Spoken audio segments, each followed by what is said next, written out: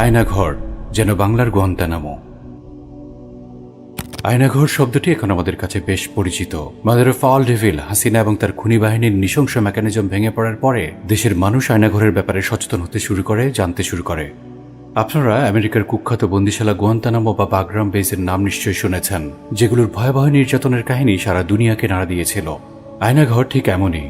বাংলাদেশে যা ছিল সাইকোপ্যাথিক কিলার হাসিনার টর্চার সেল বা নির্যাতনের অন্ধকার কুঠুরি, যেখানে কখনো কখনো নির্যাতনের নিষ্ঠুরতা, নৃশংসতা এবং পৈশাচিকতা গুয়ান্তানামো কিংবা বাগরামকেও ছাড়িয়ে গেছে হয়তো। অনেকেই আয়নাঘরকে কেবলমাত্র টর্চার সেল বা নির্যাতন কক্ষ হিসেবে ভাবতে পারেন, তবে আয়নাঘরের চেয়েও বেশি কিছু ছিল। আয়নাঘর ছিল বিগত সাইকোপ্যাথিক কিলার হাসিনার ভয়ঙ্কর মানসিকতা এবং এদেশের জনগণের প্রতি তার বিষাক্ত দৃষ্টিভঙ্গি বোঝার সূত্র। আয়নাঘর হচ্ছে সেই আয়না যাতে আপনি দেখতে পাবেন কিভাবে ভারতের দাসত্ব এবং ক্ষমতার লোভে mother of all devil Hasina ধীরে ধীরে এক ভয়ঙ্কর খুনি হয়ে উঠেছিল। কিভাবে হাসিনার বিকৃত রুচির তেষ্টা মেটাতে, তাকে সন্তুষ্ট করতে এবং নিজেদের পদ পদবি বাগিয়ে নেওয়ার জন্য এদেশের জনগণের অর্থায়নে পরিচালিত বিভিন্ন আইন শৃঙ্খলা রক্ষাকারী বাহিনীর মানুষরূপী কিছু হায়না এই আয়নাঘরের পৈশাচিক নির্যাতন এবং হত্যাযজ্ঞ পরিচালিত করত। আয়নাঘর স্রেফ কোনো টর্চার সেল ছিল এমন নয়, বরং এটি ছিল আওয়ামী আদর্শের ডিএনএ টেস্ট। দলটির খুনি মানসিকতা, ক্ষমতার লোভ এবং তাদের নারকীয় পাশবিকতা, আগ্রাসী ভারতের সংশ্লিষ্টতা, এই সবকিছুর সূত্র লুকিয়ে আছে আয়নাঘরে। আয়নাঘরের যেসব নির্যাতনের কথা আজ আমরা শুনতে পাচ্ছি, এগুলো আমাদের জন্য কেবল কিছু তথ্য বা সংবাদ। তবে আয়নাঘরের নৃশংসতা এবং ভয়ঙ্কর পৈশাচিকতা আমরা তখনই উপলব্ধি করতে পারবো যখন নিজেদেরকে ভিকটিমের অবস্থানে চিন্তা করব। বিগত দশকগুলিতে আয়নাঘর সহ আওয়ামী রেজিমের সব রকম নির্যাতনের শিকার সমস্ত ব্যক্তি এবং পরিবারের স্মরণে আমাদের এই কাজ। মূলত তাদের উদ্দেশ্যে আমাদের এই তথ্যবহুল ডকুমেন্টারি। তবে আমাদের উদ্দেশ্য এটিও যে পুরো দেশবাসী সব ক্ষেত্রে ভারতের স্বার্থ রক্ষাকারী আওয়ামী আদর্শের বাস্তবতা সম্পর্কে জানো, যেন পরবর্তী প্রজন্মের নতুন বাংলাদেশ গড়ার সিদ্ধান্ত গ্রহণে আমরা আবারও পূর্বের ভুলেরই পুনরাবৃত্তি করে না বসি।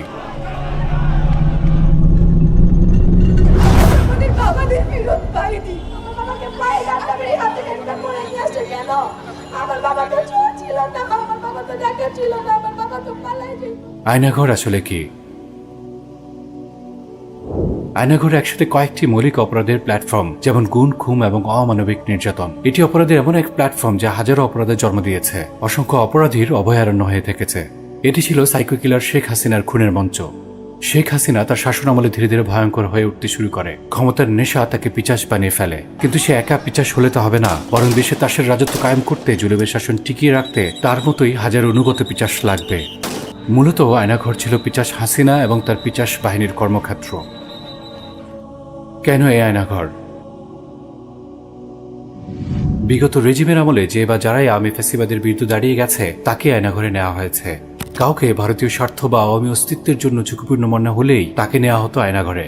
এমনকি দেশের সম্পদতুল্য ব্যক্তিরাও ছাড় পেত না আয়নাঘরের পৈশাচিক নির্যাতন থেকে। নিশ্চিত তথ্য না থাকার পরেও শুধুমাত্র সন্দেহের কারণে আয়নাঘরে ছুড়ে ফেলা হয়েছে নানা শ্রেণী পেশার মানুষকে। পাশবিক নির্যাতনে মৃত্যুর পর যাদের অনেকের লাশ পর্যন্ত পরিবারের কাছে ফিরিয়ে দেওয়া হয়নি।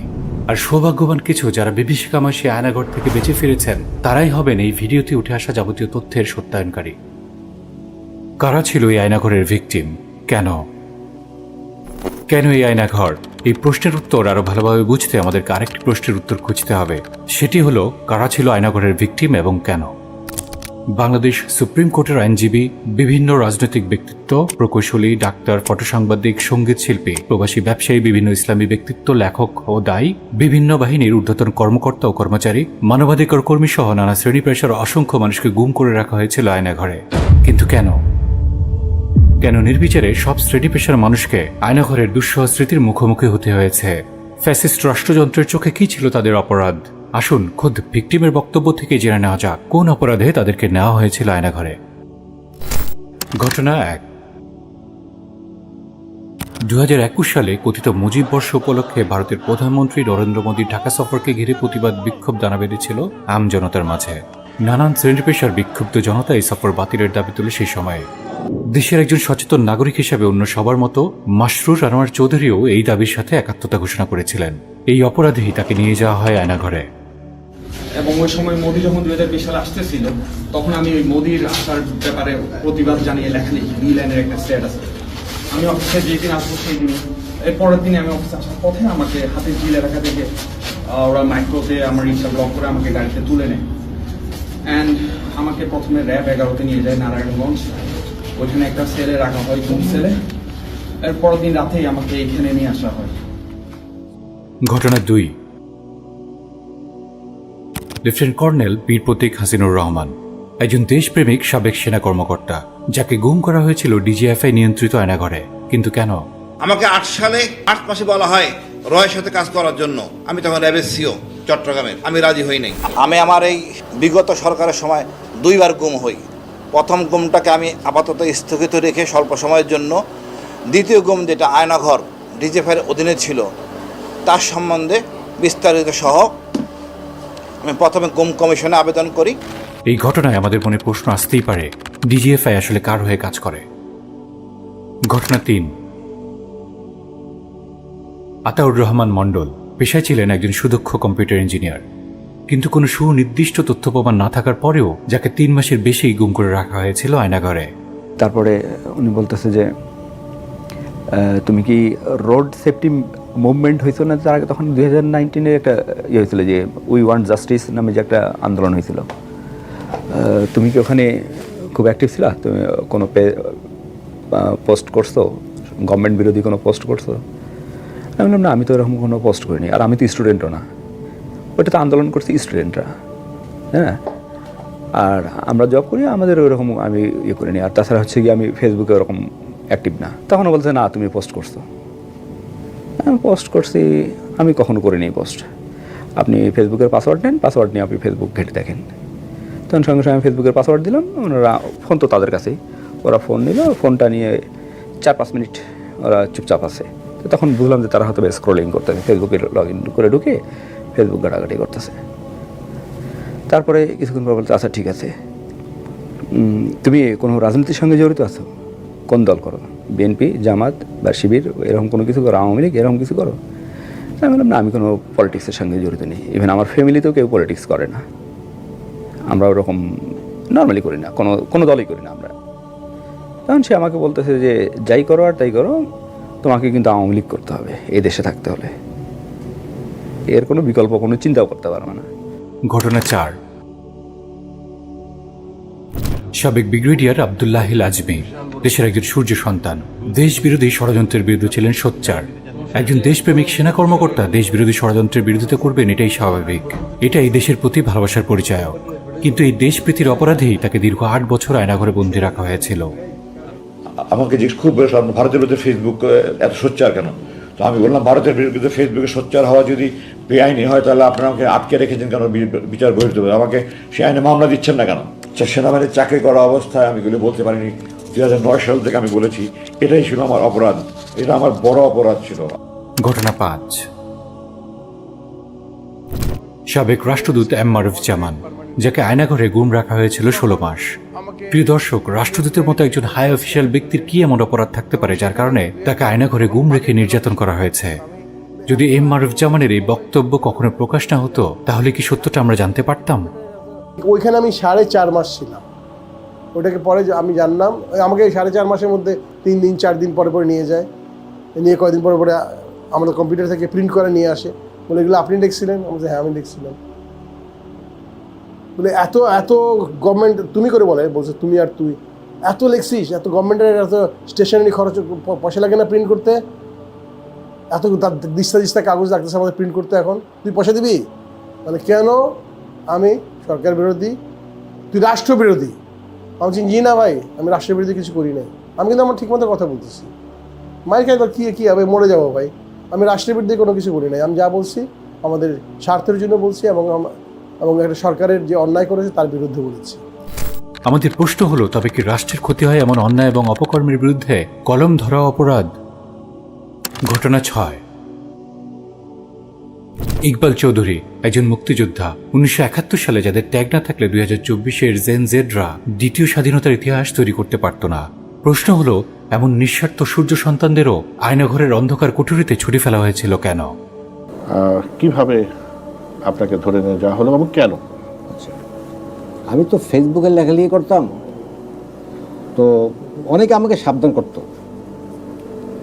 যে তুমি যে ধরনের লেখা লেখো এখনকার সময় আর এই যুগে, এই সরকারের সময়, শেখ হাসিনা রেজিমের সময়, তুমি সাবধান থাকো, কোন সময় যে তোমাকে মাইরে ফেলা অথবা কী করে এটা বলা যায় না। আমার সাথে মোটামুটি ফার্স্ট আলাপ হলে প্রথম দিন আমার ব্যক্তিগত আলাপ, বেতলার মধ্যে আমি বিদেশে ছিলাম, কত বছর ছিলাম, কি পড়াশোনা করছি, দেশে কেন আসলাম, তারপরে দেশে আইসা তো আপনি শুরু করলেন এই রাষ্ট্র বিরুদ্ধে প্রচারণা, প্রপাগান্ডা। ঘটনা 7। মোহাম্মদ সেলিম একজন মালয়েশিয়া প্রবাসী ব্যবসায়ী, একজন রেমিটেন্স যোদ্ধা। নির্জলা মিথ্যা অভিযোগে তাকেও তুলে নিয়ে যাওয়া হয়েছিল আয়নাঘরে। মুখোমুখি হতে হয়েছিল অমানবিক নির্যাতনের। ওই সময় আমার মানসিক অবস্থা একেবারেই আমি হতভম্ব হয়ে গেছি। আমি আসলে বুঝে উঠতে পারি না যে আমার সাথে কি হচ্ছে। তারপর আমাকে কোটওয়ালিপাড়া বা একটা জায়গার নাম বলা হয়, যেখানে আমি শেখ হাসিনার জনসভায় নাকি বোমা পুঁতে রাখছিলাম। তখন আমাকে মারধর করা হয়, লাঠি দিয়ে 2 পাশ দিয়ে আঘাত করা হয়। আমি খুব চিল্লায় চিল্লায় কাঁদতাম, কারণ আমি আসলে বুঝতেছিলাম না যে আমার সাথে কি হচ্ছে। আমি তো আসলে কল্পনাও করতে পারি নাই যে আমি একজন রেমিটেন্স যোদ্ধা, আমি একজন প্রবাসী। আমার পলিটিক্যাল পরিচয়টা হলো পরে, আমি কোন রাজনীতি করি বা আমার পরিবার কোন রাজনীতি করে। আমি দীর্ঘদিন প্রবাসে ছিলাম, আমি ছুটিতে বাড়িতে গেছি, হঠাৎ করে আমাকে তুলে আনছে। আমি আসলে হতভম্ব হয়ে গেছি যে আগে শুনতাম যে দেশে মানুষ নিখোঁজ হয়, বাট ওইটা আমার ছিল একটা আজব এক অভিজ্ঞতা। ঘটনা 8। ব্যারিস্টার আরমান আয়নাঘরের অন্ধকার কুঠুরিতে যার কেটে গেছে দীর্ঘ 8টি বছর, যাকে এই দীর্ঘ সময় সূর্যের আলো দেখতে দেওয়া হয়নি, নামাজ পর্যন্ত পড়তে দেওয়া হয়নি। কিন্তু ব্যারিস্টার আরমান কি জানতে পেরেছিলেন কোন অপরাধে তাকে গুম করা হয়েছিল আয়নাঘরে? আমি যখনই খাবার দিতে আসতে বারবার জিজ্ঞেস করতাম যে আমার ক্যান্সার কেন, তখন বলতো যে বড় স্যারদের জিজ্ঞেস করবেন। মাস পেরিয়ে 1 মাস, 2 মাস, 3 মাস হয়ে গেল, কেউ কোনো কথা বলছে না। তখন আমি বারবার বলতাম যে যখনই গলার শুনে মনে হতো যে কেউ সিনিয়র করে কেউ এসছে, যে আমাকে কেন আনাচ্ছে, আমার মধ্যে অভিযোগটা কি, অন্তত আমাকে আত্মপক্ষ সমর্থন করার সুযোগটা দাও। বলতো যে সর্বোচ্চ জায়গার আদেশ সব থেকে আনা হয়েছে। এটাই ছিল তাদের উত্তর। আমি বলতাম আমাকে বুঝলাম ছাড়বেন না, টেস্টটা ঘুরিয়ে দেন যেন 5 ওয়াক্ত নামাজটা পড়তে পারতে। বলতে দেওয়া যাবে না, আদেশ নাই। ঘটনা 9। কৃষিবিদ ফসিউল আলম, যিনি দেশ এগিয়ে যাক, উন্নত হোক এই প্রত্যয়ে কাজ করেছিলেন সবসময়, যাকে অমানসিক নির্যাতন করতে করতে জানানো হয়েছিল তাকে আয়নাঘরে নেওয়ার কারণ। তারা বলল যে আপনি কেন ফেসবুকে সরকারের বিরুদ্ধে লেখেন। আমি বললাম যে দেখেন, আমি তো এদেশের জনগণ, এদেশের মানুষ, এদেশের কৃষি, আমি যেহেতু এগ্রিকালচারিস্ট, আমি এদেশের মানুষের নিয়ে যে কোনো অন্যায়ের বিরুদ্ধে আমি লিখি, সেটা সরকারের পক্ষে যাক আর বিপক্ষে যাক।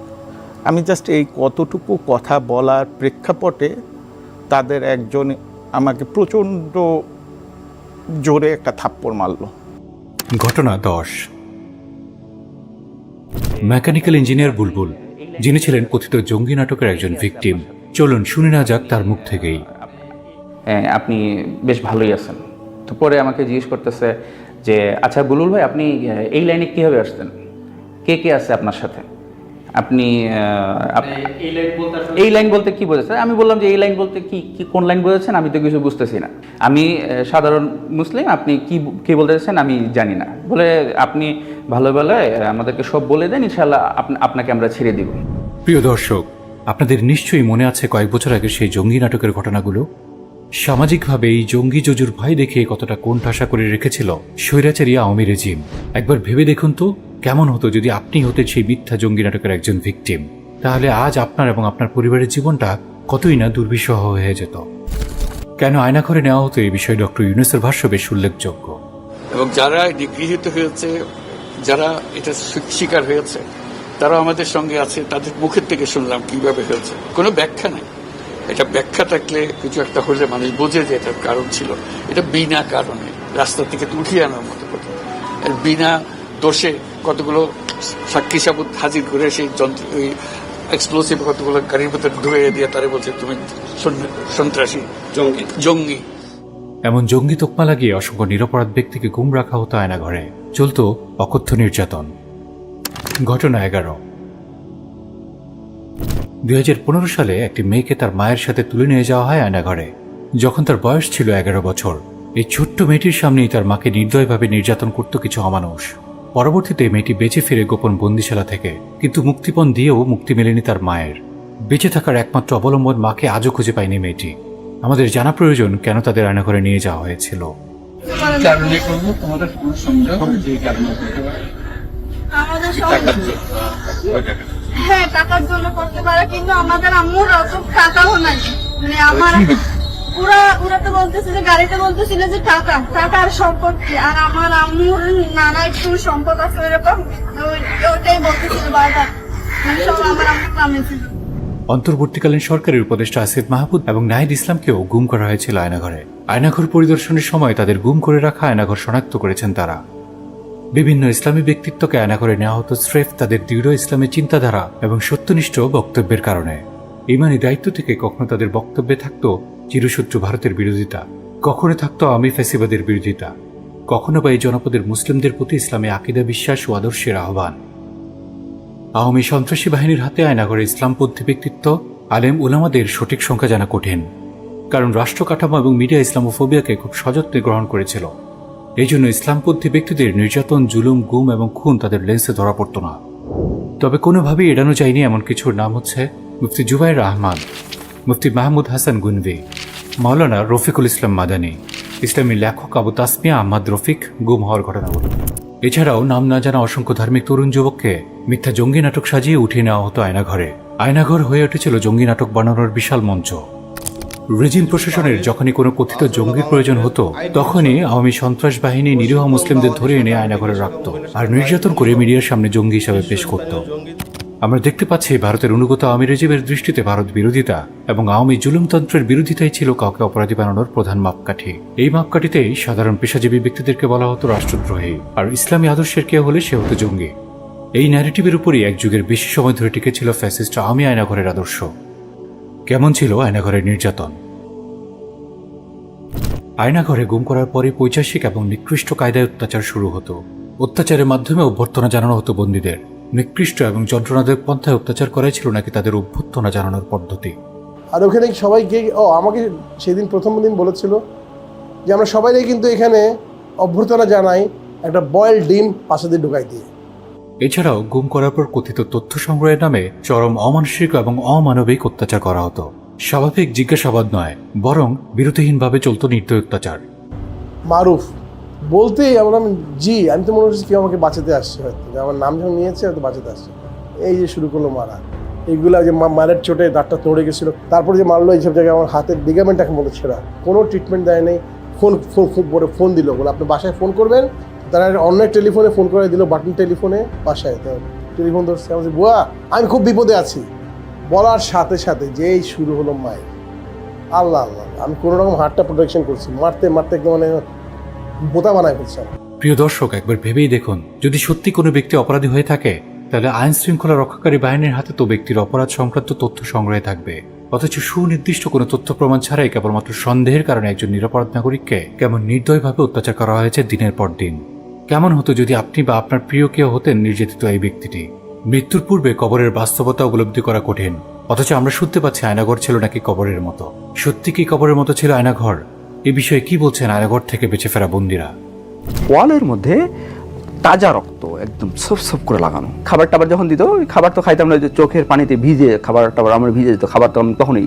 এখানকার একটা সিঙ্গেল ক্যারেক্টার, একটা শব্দও যদি বাহিরে যায় তাহলে তোমাকে শেষ করে দেবো, তো দেবই, তোমার ফ্যামিলিও শেষ। আমার সবচেয়ে বেশি যেটা লাগছে, যে আমি নিজেই একটু কম্পারিজন করার চেষ্টা করছিলাম, যে সেটা হচ্ছে গিয়ে কবর আর ওই রুমের মধ্যে আমি কোনো ডিফারেন্সটা কিন্তু কখনো খুঁজে পাইনি। ওখানে রাখাটা তো অত্যাচার, যেভাবে তারা রাখে না, এটা তো অত্যন্ত অমানবিক। এবারে মানুষের বসবাসের জায়গা না, মানুষ এভাবে বাঁচে না, তো এটা তো একদম খবরের মতো। গুহা আছে না, গুহা এটা মানুষ যেভাবে একদম কিছুই দেখে না, খবরে থাকলে মানুষ যে কিছুই দেখে না, ঠিক এইরকম। এটা তো মানুষের বাঁচার মতো কোনো জায়গা না, একদম কোনো জানলা নাই, একদম কোনো আলো ঢুকে না, বাতাস ঢুকে না, শুরু চারিদিকে দেয়াল। মিউজিক বেজে ওঠার মানেই ছিল কাউকে ভয়াবহ টর্চার করা হচ্ছে। এই 2 ঘন্টা 3 ঘন্টা রাতের বেলা, বিশেষ করে রাতের বেলা সন্ধ্যার পর 2 ঘন্টা 3 ঘন্টা পর পর ধামধাম করে নিয়ে আসতো, 1জন 2জন করে নিয়ে আসতো। নিয়ে আসে এই যে টর্চার, আমাকে যে টর্চারটা করা হয়েছে সেম টর্চার, মানে মিউজিক বেজে উঠতো, মিউজিক বেজে ওঠা মানে কাউকে টর্চার করছে। পৈশাচিক নির্যাতনে মিউজিকের আওয়াজকে ঝাঁপিয়ে শোনা যেত বন্দীদের আত্মচিৎকার। মিউজিক আর চিৎকার, এমন চিৎকার, মানে ওগুলো চিৎকারে আপনি আতঙ্কে থাকবেন। মানে তারা করতো কি, লাউড মানে স্পিকারে দিত, এরপরও কিছু কিছু লোকের মিউজিকের থেকেও চিৎকারটা শোনা যেত। পরিবারের কোনো সদস্যের সাথে সামান্য কথা বলার জন্য রাষ্ট্রীয় বিশেষ ব্যক্তিদের থেকে হাতিয়ে নেওয়া হতো মোটা অঙ্কের টাকা। আমার মেয়ে থেকে 50,000 টাকা বিকাশে নেওয়া হয়েছে এবং 3 লাখ টাকা দফা রফা হয়েছে আমার সাথে কথা বলাই দেবে। কতটা নিচে নামতে পারে গোয়েন্দা সংস্থা? আমি সংস্থার বলবো না, সংস্থার কতিপয় দুর্বৃত্ত। নির্যাতনের মাত্রা এতটাই ভয়াবহ ছিল যে বন্দীরা সম্পূর্ণ বিধ্বস্ত হয়ে পড়তো, অনেকেই মানসিক ভারসাম্য হারিয়ে ফেলত।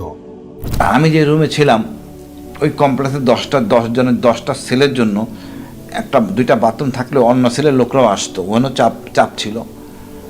এতটুকু একটা গামছা ছিল 1.5 ফুট লম্বা, মানে কতটা নগ্ন হইতে পারে ভাই। এই না গামছা ব্যবহার করতে যাই আমি, আমার ফাঙ্গাস হয়ে যায়, ইনফেকশন হয়ে যায়, পরে গামছা বেঁধে ফেলে দিই।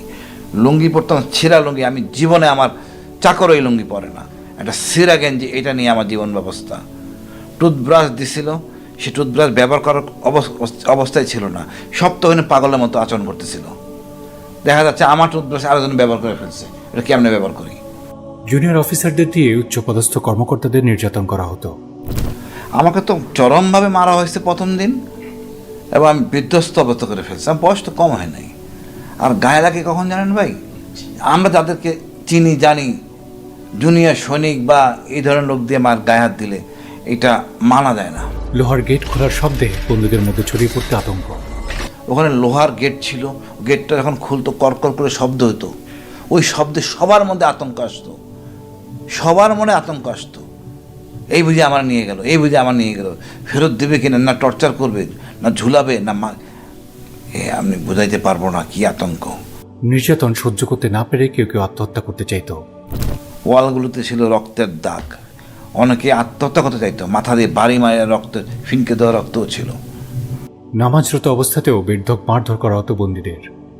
ওখানে কিন্তু কেউ দোয়া পড়তে যাচ্ছে বা বলতেছে যে ভাই আমি একটু উজু করব, আমাকে একটু নামাজ পড়তে দিবেন, ওরা কিন্তু মারতো হাসে, এবং বিধর্মী আমার কাছে মনে হচ্ছিল। মারতো কি, নামাজ পড়বি, রাজনীতি করো আবার ঢং।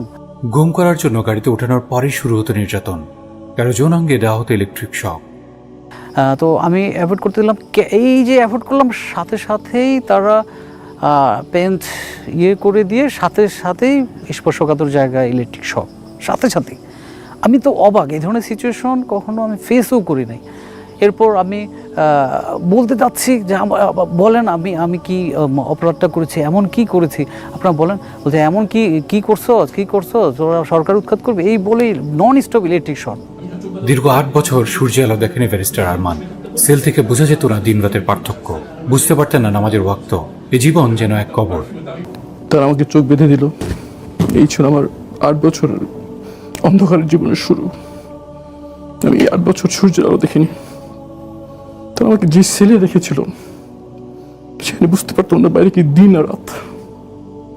আমরা কোথায় আছি আমাদের বলতো না, আচ্ছা কি দিন তারিখ বলতো না, সময়টা বলতো না। আমি বলতাম দেখেন আমি একটু নামাজটা পড়তে চাই, আমাকে নামাজের সময়টা বলেন, বলতো বলা যাবে না, আদেশ। আমার কাছে মনে হতো যে আমাকে জীবন্ত কবর দিয়ে দেওয়া হয়েছে। আমার কাছে মনে হতো যে মৃত্যু এর চেয়ে ভালো। 8 বছরের অভিজ্ঞতা আমার কাছে মনে হতো যে মৃত্যু হলো অত্যন্ত এই কষ্ট থেকে মুক্তি পেত।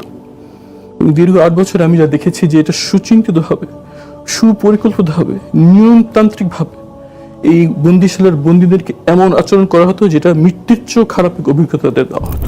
আয়নাঘরের বিভীষিকাময় নির্যাতনের এমন বর্ণনা দিতে গিয়ে কেউ ফুফিয়ে, কেউ অঝরে কেঁদে ফেলেছেন, কেউ আবার ট্রমাটাইজড হয়ে যাচ্ছেন। আয়নাঘর থেকে বেঁচে ফিরে আসা অনেকের শারীরিক এবং মানসিক সুস্থতা ফিরিয়ে আনতে রিহ্যাবিলিটেশনের দরকার আছে, এমন মন্তব্য করেছেন নির্যাতিতদের কেউ।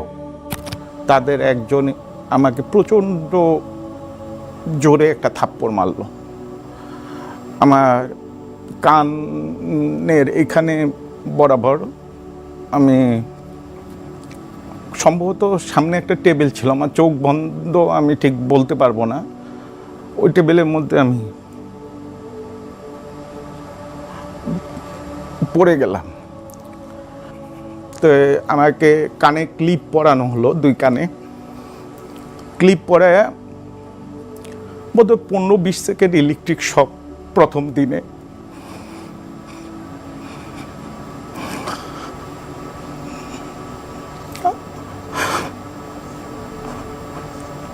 আমি সেন্সলেস অবস্থায় পড়ে গেলাম।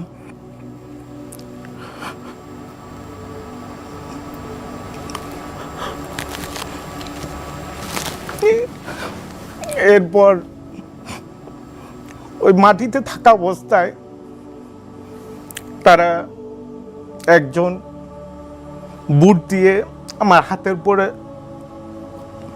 হাতের তালুর উপরে একজন মেলে রাখলো, আর কেউ একজন লাফাচ্ছিল।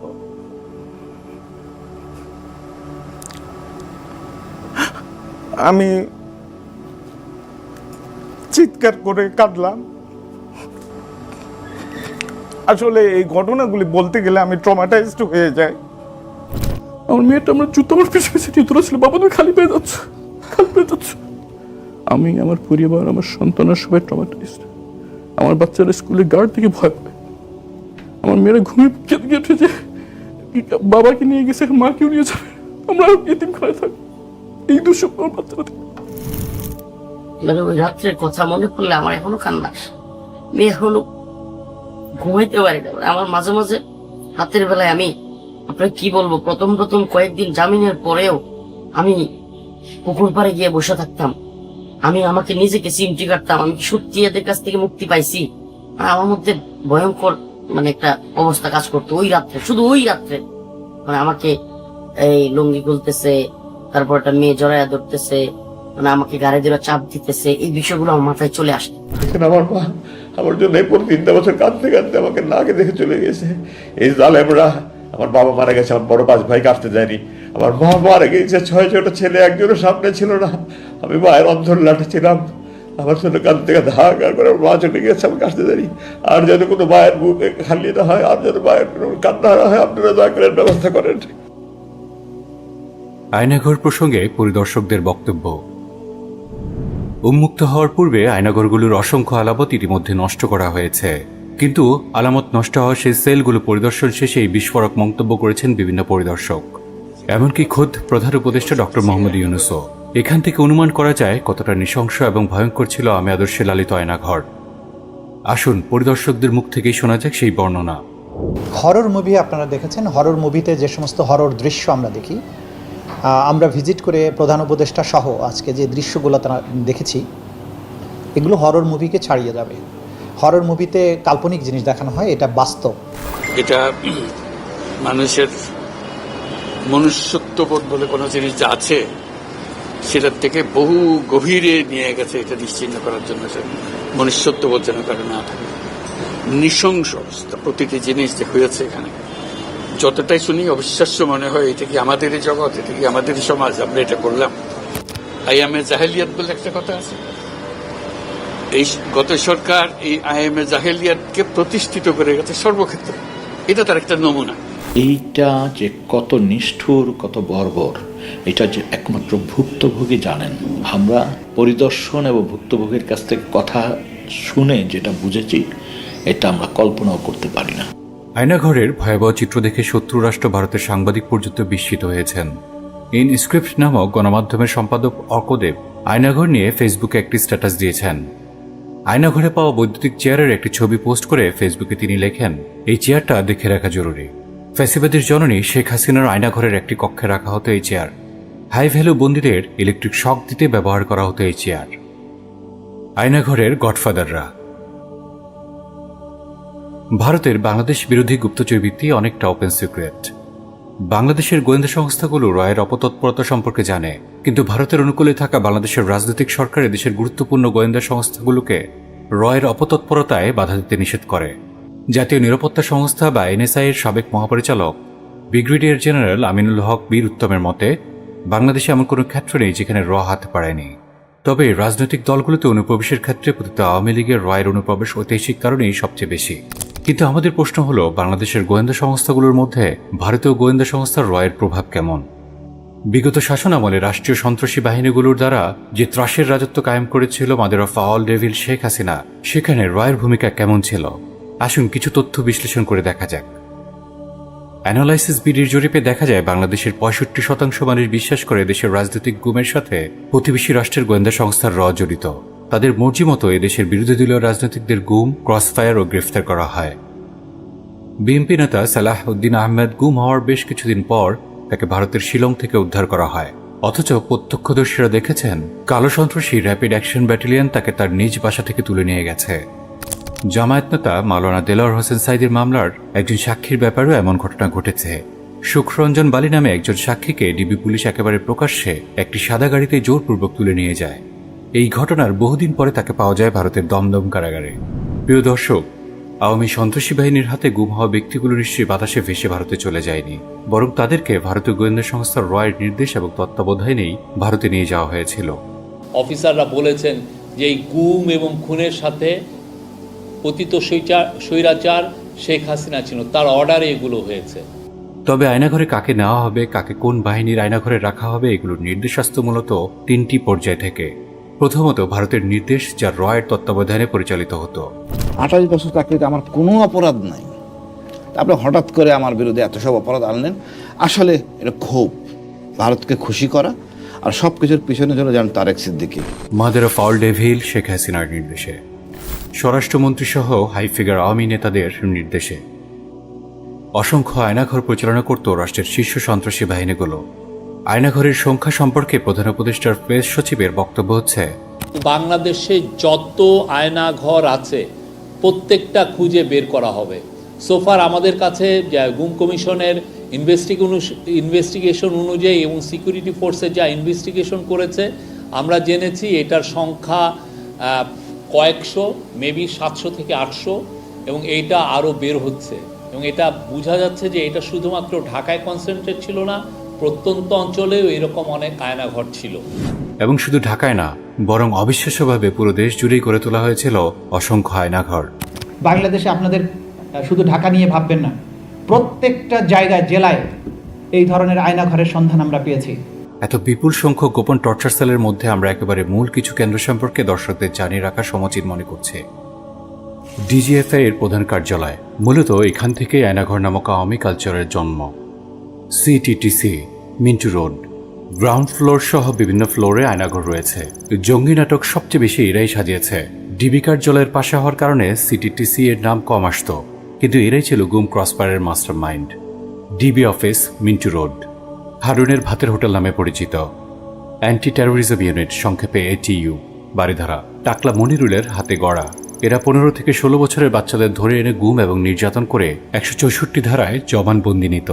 আশ্চর্যজনকভাবে এদের নাম এখনো কোথাও আসেনি। র্যাব হেডকোয়ার্টার, উত্তরা এয়ারপোর্টের পাশে। এখানকার বন্দীরা বিমানে ওঠানামার শব্দ শুনত। র্যাব 1, উত্তরা এয়ারপোর্টের পাশে, বাইতুস সালাম মাদ্রাসার পাশে অবস্থিত। RAB 2, Basila, Mohammadpur. RAB 4, Kalyanpur, Mirpur. RAB 7, Wasargali, Chattogram. ধারণা করা হয় ইলিয়াস আলীকে এখানে নিয়েই হত্যা করা হয়েছিল। র্যাব 11, নারায়ণগঞ্জ। র্যাব 15, কক্সবাজার। এছাড়াও র্যাবের প্রতিটি বিভাগীয় কার্যালয়ে আয়নাঘর থাকার প্রবল সম্ভাবনা। আয়নাঘর ইস্যুতে কেন পাশ কাটিয়ে যাওয়া হচ্ছে সিটিটিসি প্রসঙ্গ। প্রিয় দর্শক, খেয়াল করেছেন হয়তো আয়নাঘর ইস্যুতে ডিজিএফআই এবং র্যাবের কথা সামনে আসলেও সিটিটিসি প্রসঙ্গ কৌশলে পাশ কাটিয়ে যাওয়া হচ্ছে। কিন্তু কেন সিটিটিসি এর মূল কারিগর এবং যাবতীয় জঙ্গি নাটকের প্রধান ষড়যন্ত্রকারীদের প্রসঙ্গ আলোচনায় আসছে না? কেন সিটিটিসি এর সাবেক 2 প্রধান মনিরুল ইসলাম ও আসাদুজ্জামান এবং সাবেক অতিরিক্ত উপকমিশনার আতিকুর রহমান ও সাবেক সহকারী পুলিশ কমিশনার শফিকুল ইসলামের অপরাধ নিয়ে কথা বলা হচ্ছে না? অথচ প্রকাশিত তথ্যগুলো থেকে এটা সুনিশ্চিত হয়ে গেছে যে আয়নাঘরের বন্দীদের একটি বড় অংশ ছিল জঙ্গি নাটকের বলি। চাঁদা আদায়ের জন্য জঙ্গি বানিয়ে ক্রসফায়ারের ভয় দেখে উঠিয়ে নিত সাধারণ মানুষদের, যাদের অনেককে রাখা হতো সিটিটিসি নিয়ন্ত্রিত আয়নাঘরে। তাহলে কেন এমন দাগী অপরাধীদের আতুর ঘর সিটিটিসিকে আলোচনায় আনা হচ্ছে না? উত্তর খুঁজতে আসুন একটু পেছন ফিরে দেখা যাক। 2016 সালে যুক্তরাষ্ট্রের সাবেক পররাষ্ট্রমন্ত্রী ঢাকায় জন কেরি একটি সংক্ষিপ্ত সফর করেন। উক্ত সফরে সাংবাদিকদের এক প্রশ্নের জবাবে তিনি বলেন, সন্ত্রাস ও জঙ্গিবাদের বিরুদ্ধে লড়াইয়ে বাংলাদেশের সাথে একত্রে কাজ করবে যুক্তরাষ্ট্র। এই ব্যাপারে 2 দেশ বাড়তি পদক্ষেপ নেবে, যাতে উভয় দেশের গোয়েন্দা সংস্থা এবং নিরাপত্তা বাহিনী একসঙ্গে কাজ করতে পারে। পরবর্তীতে কথিত সন্ত্রাস দমন খাতে বাংলাদেশকে মোটা অঙ্কের আর্থিক সহায়তা প্রদান করে বিশ্বের সবচেয়ে বড় সন্ত্রাসী রাষ্ট্র আমেরিকা। একটি গোপন সূত্রে জানা গেছে এই সহায়তা ছিল প্রতি বছর প্রায় 3000 কোটি টাকা, যার মূল অংশ চলে যেত সিটিটিসি এর অধীনে। একটু খেয়াল করলে দেখবেন 2017 এবং 18 সালের সবচেয়ে বেশি জঙ্গি মামলা এবং গুমের ঘটনা ঘটেছে, কারণ তখন এই খাতে আমেরিকার সরাসরি অর্থায়ন ছিল। এর পরের বছরগুলোতে মামলা, গুম সবই কমতে শুরু করে, কারণ তখন অর্থায়ন বন্ধ হয়ে গেছে। 2023 এবং 24 সালে এসে কথিত জঙ্গি নাটকের মঞ্চায়ন প্রায় বন্ধ হয়ে যায়। 2016 থেকে 2022 সালের মধ্যে টানা প্রায় 5 বছর মনিরুল আসাদুজ্জামানরা সিটিটিসি এর অধীনে অসংখ্য জঙ্গি নাটক মঞ্চস্থ করেছে। নাম না জানা অসংখ্য ধার্মিক নারী পুরুষকে জঙ্গি তকমা দিয়ে যখন তখন উঠিয়ে নিয়ে গেছে, গুম করে রেখেছে আয়নাঘরে। যদি এই আলোচনাকে আমরা সামনে না নিয়ে আসি তাহলে সিটিটিসি এর কালো অধ্যায় চাপা পড়ে যাবে। হতে পারে আড়ালে থেকে যাওয়ার কারণে অসংখ্য ভাই বোনের বন্দী জীবন আরো দীর্ঘায়িত হবে, অথবা তথ্য অপ্রকাশিত থাকার কারণে গোপনে ঘটে যাবে আরেকটি গণহত্যা। আরেকটি তথ্য জানিয়ে রাখছি আমরা, অন্তর্বর্তীকালীন সরকার দায়িত্বে আসার পর চলতি বছরের জানুয়ারি মাসে FBI এর একটি প্রতিনিধি দল কাউন্টার টেরোরিজম ইউনিট তথা সিটিটিসি পরিদর্শন করেন। মজার বিষয় হলো কথিত জঙ্গিবাদ দমনের ব্যাপারে পূর্বের মতোই সিটিটিসি-কে আশ্বাস দিয়েছে তারা। পরিদর্শনকালে FBI এর প্রতিনিধি দল সিটিটিসি কর্মকর্তাদের কর্মদক্ষতা বৃদ্ধি এবং সন্ত্রাসবাদ ও আন্তর্জাতিক অপরাধ মোকাবেলায় বিভিন্ন বিশেষায়িত প্রশিক্ষণ প্রদানের ধারাবাহিকতা বজায় রাখতে আগ্রহ প্রকাশ করেন। বেশ মজার, তাই না? সিটিটিসি বিগত রেজিম আমলে জঙ্গি নাটক মঞ্চায়ন, দৃশ্যায়নের অন্যতম পরিচালক, অথচ তাদের নিয়ে কোনো আলোচনা নেই। আয়নাঘর উন্মোচনে কেন এত দেরি? সরকার পতনের পরপরই আয়নাঘর ইস্যুতে লোমহর্ষক সব তথ্য বের হতে থাকে। এমন এমন ঘটনা সামনে আসে যে এই ইস্যু নিয়ে বিলম্ব করার কোনো সুযোগই ছিল না। কিন্তু তারপরেও কি কারণে আয়নাঘর উন্মোচনে এত দেরি করা হলো? কার স্বার্থে এবং নির্দেশে আলামত মুছে ফেলার সুযোগ দেওয়া হলো? গুমের সাথে সংশ্লিষ্টতা লুকাতে DGIF এর জয়েন্ট ইন্টারোগেশন সেলের প্রমাণাদি গত 5 আগস্টের পর নষ্ট করা হয়েছে বলে জানিয়েছে গুমের ঘটনা তদন্তে গঠিত কমিশন। কমিশন আরও জানায়, প্রমাণ নষ্ট করার এবং অসহযোগিতার এমন ধরন শুধু DGIF এর নয়, অন্যান্য নিরাপত্তা বাহিনীগুলো গত 15 বছর ব্যবহার করেছে। এটি শুধু তারাই নয় যারা গত 5 আগস্ট পর্যন্ত ক্ষমতায় ছিল এবং নিজেদের অপরাধ লুকাতে চেয়েছিল, এবং পরবর্তীতে যারা বিভিন্ন শীর্ষ পদে বসেছে তারাও করেছে। কমিশনের এই তথ্য মতে এটি নিশ্চিত যে বর্তমানে ভারতপন্থী এবং আওয়ামী আদর্শের যারাই রাষ্ট্রের বিভিন্ন শীর্ষ পদে আছে তারাই মূলত আয়নাঘরের আলামত মুছে ফেলার সুযোগ করে দিয়েছে। এমনকি আমরা এখন এও জানি আয়নাঘরে বিস্ফোরক রাখা হয়েছিল তদন্ত কর্মকর্তাদের হত্যা করার জন্য। এই যে এরকম চেয়ারের নিচে যে গদিটা থাকে না, ফোমওয়ালা চেয়ারটা ভেঙে ফেললে শুধু গদিটা ফ্লোরের মধ্যে পড়া। ও কি করলো, এই বালতিটা ওই গদিওয়ালা চেয়ারের উপরে ঢালার চেষ্টা করছে, ঢালছে আর কি। আমি পাশে দাঁড়ানো, ঢালা মাত্রই দেখছি যে লাল টেপ মোড়ানো বড় বড় 5টা বোমা বেরিয়ে আসছে, সাথে তার লাগানো টাইমার। আমাদের পর্যালোচনা হলো DGFI নিয়ন্ত্রিত আয়নাঘরের আলামত নষ্ট করা এবং সিটিটিসি প্রসঙ্গ এড়িয়ে যাওয়ার পেছনে সবচেয়ে বড় স্বার্থ ছিল ভারতের। কেননা আয়নাঘর ইস্যুতে ভারত তাদের স্পর্শকাতর তথ্য প্রকাশ হতে দেবে না, এটাই বাস্তব। তবে সার্বিক পর্যালোচনা থেকে অনুমান করা যায় আলামত মুছে ফেলতে মূলত 4টি কারণে ইচ্ছাকৃত বিলম্ব করা হয়েছে। DGFI ইস্যুতে ভারতের সম্পৃক্ততার প্রমাণ গোপন করা, সিটিটিসি ইস্যুতে কথিত জঙ্গিবাদ ইস্যু এড়িয়ে যাওয়া, আয়নাঘরগুলোতে থাকা বন্দীদের সরিয়ে ফেলা অথবা হত্যা করা, ভয়াবহ নৃশংসতার সত্যতা আড়াল করতে কাঠামোগত পরিবর্তন সম্পন্ন করা। আয়নাঘর উন্মোচন পরবর্তী সময়ে অপরাধীদের প্রতিক্রিয়া এবং বর্তমান অবস্থা কেমন? এত নৃশংসতার প্রমাণ প্রকাশের পরও mother of all devil Sheikh Hasina সহ আওয়ামী ফ্যাসিবাদের অন্যান্য নেতাকর্মীদের মধ্যে সামান্যতম অপরাধবোধের প্রকাশ নেই, দুঃখিত হওয়ার ন্যূনতম প্রকাশ নেই। বরং আয়নাঘর নিয়ে নিষিদ্ধ জঙ্গি সংগঠন ছাত্রলীগের গুন্ডা বাহিনী ট্রল করা এবং আদালত প্রাঙ্গণে দলের নেতাকর্মীদের হাসিমাখা চেহারা তাদের মনুষ্যত্বহীনতা এবং নৃশংসতারই প্রমাণ বহন করেছে। কেউ কেউ তো পুলিশ হেফাজতে করেছে দাম্ভিক আচরণ, যেন কিছুই হয়নি, যেন তারা যা করেছে সেটাই ঠিক। বিন্দুমাত্র অনুশোচনা নেই, অনুতপ্ততা নেই, বরং প্রচ্ছন্নভাবে ইঙ্গিত দেওয়া হচ্ছে আবার ক্ষমতায় ফেরার। ক্ষমতায় ফিরলে প্রতিশোধ নেওয়ার নগ্ন হুমকিও দেওয়া হচ্ছে। অবশ্যই এই বিচার ইনশাআল্লাহ একদিন করবো। আর যতই দায় মুক্তি দিক, এই হত্যার দায় মুক্তি হয় না, হত্যার বিচার হয়। তবে কি অপরাধীদের হাতেই আমাদের আগামীর ভবিষ্যৎ? অসংখ্য তথ্য উপাত্ত পর্যালোচনার ভিত্তিতে আমাদের কাছে এটি দিনের আলোর মতো স্পষ্ট যে ফ্যাসিস্ট হাসিনা পালিয়ে গেলেও তার দোসররা, রাষ্ট্রীয় বাহিনীগুলোর চিহ্নিত সন্ত্রাসীরা বহাল তবিয়তে আছে। গণ অভ্যুত্থানে হাসিনার পতনের পর দলের কয়েকশো মন্ত্রী, MP, আমলা, রাজনৈতিক নেতা, বিভিন্ন বাহিনীর শীর্ষ কর্মকর্তা সহ প্রভাবশালী ব্যক্তিদের অনেকেই সেনাবাহিনীর আশ্রয়ে ছিল। অনেককে বিদেশে পালিয়ে যেতে সহায়তা করা হয়েছে। বর্তমানে যাদেরকে গ্রেফতার দেখানো হয়েছে তাদের বিচার প্রক্রিয়াতেও নেই কোনো আশার আলো। আর সবচেয়ে বড় আশঙ্কার বিষয় হলো শীর্ষ অপরাধীদের অনেকে এখনো রাষ্ট্রীয় গুরুত্বপূর্ণ দায়িত্বে বহাল, কারো কারো আবার পদোন্নতিও হয়েছে। প্রিয় দর্শক, আয়নাঘর নিয়ে এত দীর্ঘ আলোচনা আমরা কেন করলাম? কেন আয়নাঘর নামক আওয়ামী রেজিমের এই কালচার সম্পর্কে এত বিস্তারিত জানতে হবে আমাদের? যেন আমরা আমাদের রুট কজ বের করতে পারি, যেন আমরা জানতে পারি একটা so called democratic political entity আমাদেরকে জিম্মি করে পাশবিক নির্যাতন চালিয়েছে 1 যুগেরও বেশি সময় ধরে। আমাদের বুঝতে হবে এখানে কোনো রাজনৈতিক দল সমস্যার রুট কজ নয়, বরং রুট কজ হলো সিস্টেম বা আদর্শ, যার উপর ভর করে গণতন্ত্রের প্রেতাত্মারা জুলুমের ইতিহাস রচনা করে। গণতন্ত্রের প্রভুদের হাতে তৈরি এই সিস্টেমের উপর ভর করেই আমাদেরকে দাস বানিয়ে রাখা হয়। এই সিস্টেমকে ব্যবহার করে আমাদের ব্যক্তি স্বাধীনতা, বাক স্বাধীনতার কবর দেওয়া হয়। যদি এই সিস্টেমের এই আদর্শের পরিবর্তন করা না হয়, তাহলে হাজারো হাসিনা পালিয়ে যাবে। পরিবর্তে হাজারো হাসিনা জুলুমের ছড়ি হাতে ক্ষমতার মসনদে বসে যাবে। দলের পরিবর্তন হবে, তবে পুরনো জুলুমের আদর্শের উপরই আরেকটি দল আসবে। আয়নাঘরের নাম মুছে যাবে, কিন্তু আয়নাঘরের কালচার অন্য নামে আবির্ভূত হবে। এই সিস্টেমের উপর দাঁড়িয়েই পরবর্তী দল জুলুমের ইতিহাসে নতুন মাত্রা যোগ করবে। তাই তিক্ত বাস্তবতা হলো, সমস্যার মূল কারণ নির্ণয় করতে এবং সমাধানের সঠিক বিকল্প নির্ধারণ করতে যদি আমরা ব্যর্থ হই, তাহলে আমাদের জন্য রয়েছে এক সতর্কবার্তা। জেনে রাখুন, জুলুমের এই সিস্টেম যদি অপরিবর্তিত থাকে, তাহলে অপরাধীদের হাতেই বাংলার দ্বিতীয় প্রজন্মের স্বাধীনতা গচ্ছিত হয়ে যাবে। সাবধান, তাই যদি হয় তাহলে জেনে রাখুন, এর ভয়াবহতা এবং নৃশংসতা গত 15 বছরের ইতিহাসকেও ছাড়িয়ে যাবে। নিজেকে প্রশ্ন করুন, তবে কি অপরাধীদের হাতেই থেকে যাবে আমাদের আগামীর ভবিষ্যৎ? আমার বাবা জীবিত নাকি মৃত সেটা অন্তত আমি জানতে চাই। যারা মারা যায় তাদের কবর জিয়ারত করা যায়, কিন্তু আমরা এমনই হতভাগা যে আমরা